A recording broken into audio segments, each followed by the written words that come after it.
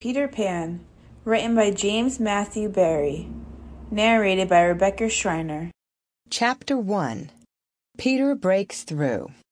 All children, except one, grow up. They soon know that they will grow up, and the way Wendy knew was this. One day, when she was 2 years old, she was playing in a garden, and she plucked another flower and ran with it to her mother.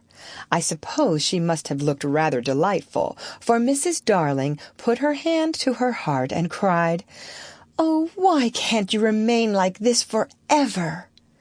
This was all that passed between them on the subject, but henceforth Wendy knew that she must grow up.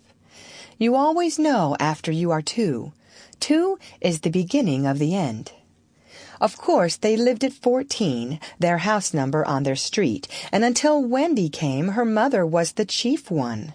She was a lovely lady with a romantic mind and such a sweet mocking mouth. Her romantic mind was like the tiny boxes, one within the other, that come from the puzzling East. However many you discover, there is always one more.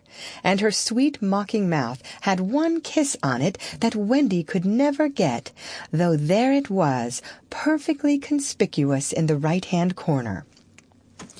The way Mr. Darling won her was this. The many gentlemen who had been boys when she was a girl discovered simultaneously that they loved her, and they all ran to her house to propose to her, except Mr. Darling, who took a cab and nipped in first, and so he got her. He got all of her, except the innermost box and the kiss. He never knew about the box, and in time he gave up trying for the kiss.